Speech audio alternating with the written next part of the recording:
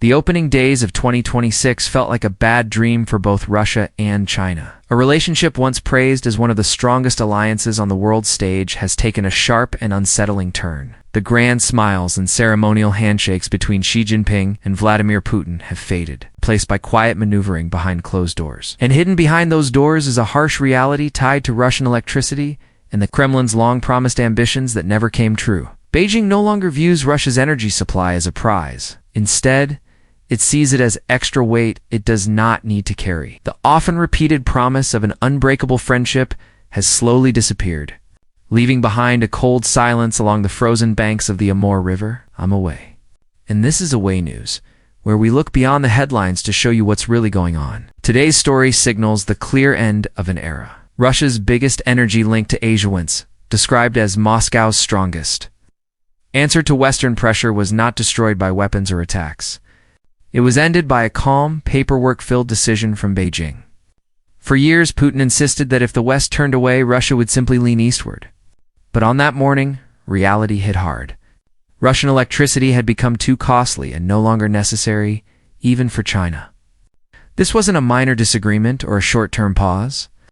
It was the moment Russia found itself isolated on the edge of a frozen river, abandoned by the partner it trusted most. The war-focused economy, built by the Kremlin, has buckled under extreme inflation. Costs have risen so high that Russia can't even sell the power it produces. China is no longer supporting its neighbor, is standing back and observing. And when the switch was turned off, it wasn't only the power that stopped flowing. It marked the end of the so-called Asian miracle.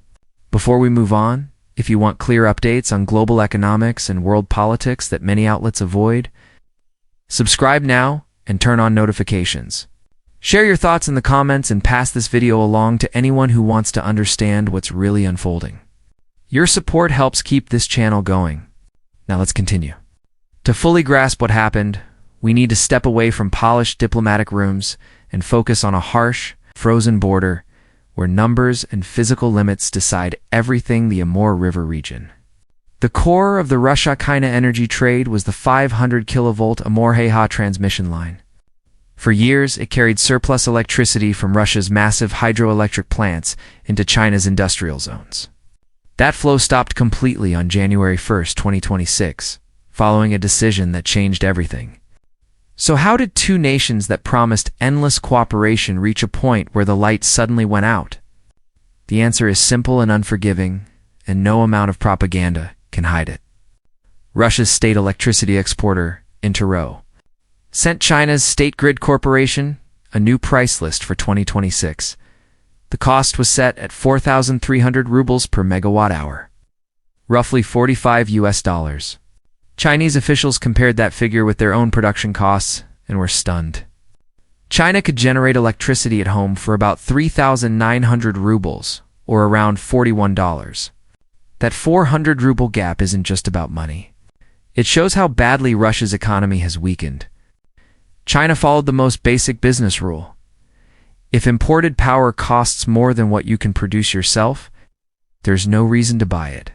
According to sources cited by the Russian newspaper Kommersant, Beijing didn't just ask for a lower price. It even refused to accept the minimum guaranteed purchase of 12 megawatts written into the contract. The message was clear. China didn't want Russian electricity at all, not even the smallest amount. Looking closer, the trouble runs deeper than pricing. Russia is facing serious technical breakdowns. When the Russian Energy Ministry told Reuters that its priority was meeting domestic demand, the real meaning was far more worrying. There wasn't enough power left to export. Years of neglect and the loss of Western equipment have left the Far East's energy system struggling to keep itself running. Leaked reports point to growing blackouts and failing power plants in the Primorsky Krai region. From China's perspective, Russia wasn't just expensive, it was unreliable. InterRAO's own figures show exports peaking at 4.7 billion kilowatt-hours in 2022. By 2024, that number had dropped below 1 billion. The full shutdown on January 1, 2026 wasn't sudden. It was the final pulse of a partnership that had been fading for years. Industry assessments showed that this episode punched a gap of roughly $100 million per year into Russia's export income. On paper, that amount may look minor for the Kremlin. In reality, the damage runs much deeper. The moment mattered because it shattered Russia's image as an energy heavyweight, and it was exposed by its own largest partner. The technical reality tells a harsh story. Russia has slipped into a cost spiral. The war-focused economy has pushed wages higher, raised the price of maintaining equipment, and turned the unstable ruble into a pricing nightmare. At the same time, China has poured enormous resources into coal and renewable power, leaving Russian electricity unable to compete. Beijing only buys when prices are low. A costly Russia offers no strategic appeal. When the voltage on that line fell to zero, Russia's hopes in Asia dimmed as well. This blackout was far more than a single revenue loss on a company ledger. It set off a chain reaction that began in the Far East and rolled inward toward Moscow. China's refusal instantly left Russia's already fragile energy system in the region exposed. In the past, foreign currency earnings from exports helped keep aging Soviet power plants running. With that income gone, decay will speed up an infrastructure that was already barely holding together. Local officials responded with panicked claims such as, "We have no extra electricity, so we are not selling any." Instead of reassurance, these words became a public relations disaster. Saying there is no surplus is even worse. It signals that Russia may not be able to guarantee power within its own borders. For a nation that calls itself an energy giant, to admit we don't have enough is both alarming and hard to ignore. Bright lights in Moscow cannot mask the growing shadows along the eastern frontier. The shockwave goes beyond power exports. It also strikes at Russia's ability to reroute trade and sidestep sanctions. Reports show that Russia-China trade fell in 2025 for the first time in 5 years, dropping 5% to 1.63 trillion yuan. The stop in electricity sales is the clearest and most embarrassing sign of this slide. Russia once sold China advanced technology and weapons. Today, it struggles to sell even basic resources at acceptable prices. This puts regional leaders and industrial firms in an impossible position. If electricity cannot be sold to China, how are production costs covered? The answer is grim. Prices rise at home. Ordinary people in cities like Vladivostok and Khabarovsk will end up paying what Beijing refuses to cover. Higher and more flexible electricity prices could be the breaking point for families already squeezed by inflation. Russia's reliance on China has flipped into a deeply humiliating form. From a wider angle, the shutdown of the 500 kilovolt line was not just a business move, it was a geoeconomic snare. China is steadily and quietly tightening its grip on Russia. This pattern shows up not only in power links, but also in projects Moscow once described as essential to its future. The real turbulence is gathering around natural gas routes that the Kremlin once promoted as its next lifeline. The power line cut now looks like a warning sign. The power of Siberia to pipeline, meant to send vast gas supplies to China through Mongolia, has hit a wall. After losing Europe as a market, Moscow viewed this project as its path forward. Then came a shock. China's 2026 energy plan did not mention the pipeline at all. Sensing Russia's weakness, Beijing laid down terms that resembled surrender, not negotiation. It demanded gas at prices close to Russia's own domestic costs, essentially asking for subsidized fuel. Accepting would drain Russia's wealth. Refusing would leave the gas with nowhere to go. This is the strategic corner the Kremlin now faces. The strain has spread from energy into finance itself. Russia's business sector is in disarray. Goods are stuck at borders. Shipping containers sit idle in ports, slowly deteriorating because payments cannot be transferred. What began with a silent power line has turned into a crisis, echoing through the entire system. Under the pressure of possible secondary sanctions from the United States, China's largest banks have made a quiet but powerful move. They have halted money transfers connected to Russia. These banks are essential for Russian importers, yet they are now turning away payments that once flowed freely. Moscow had promised it could weaken the dollar's dominance by trading in the currencies of friendly nations. Instead, Russian businesses are being met with rejection notices from those same partners. This shift has already caused serious damage. A shortage of yuan has shaken liquidity on the Moscow Stock Exchange.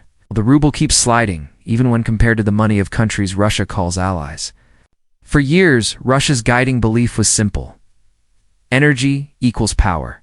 Leaders assumed that cutting gas supplies would force Europe into submission. That plan failed. Europe adjusted, found alternatives, and moved forward. Now comes the irony. Russia's biggest partner, China, is turning that same energy logic back on Moscow by refusing to buy. For any seller, this is the ultimate fear. The buyer now sets the rules.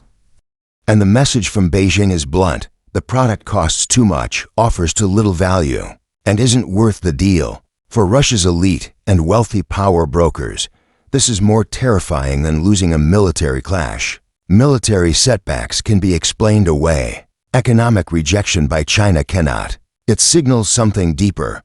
Russia is no longer treated as a major power, but as a difficult neighbor whose goods are optional. That reality echoes louder through the halls of the Kremlin than any drone overhead. Think about what this means. A nation that claims to be the world's top energy exporter cannot sell electricity to its largest neighbor because the price doesn't work. That moment marks the failure of Russia's wartime economic strategy. While Vladimir Putin poured resources into tanks and missiles, the country's factories, technology, and cost balance fell behind. When matched against China's solar systems and modern power plants, Russia's outdated and costly setup simply couldn't compete.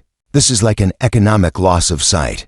Russia can no longer clearly see the market around it, and it has crashed straight into reality. What remains is a country increasingly dependent, serving more as a supplier of raw materials than as an independent decision-maker. In trying to block NATO from expanding east, Moscow has instead placed itself under China's economic influence. Decisions made in Russian palaces now carry little weight without approval from Beijing. That's why January 1st, 2026 mattered. When electricity stopped flowing across the wires over the Amur River, it wasn't just a blackout. It marked the end of Putin's vision of Russia as a lasting global force. The massive wall Russia leaned on while challenging the West didn't protect it, it boxed it in. China acted like a cold, practical trader: no profit, no partnership.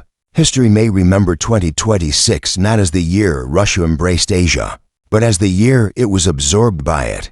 When that switch was turned off, one lesson stood clear: wars aren't lost only on battlefields. They can be lost through economic failure when a system can't cover a modest electricity bill, can't find buyers for its energy, and leaves its own people in the dark while promising endless friendship. China pulled the plug, and Russia now faces the cold silence it helped create.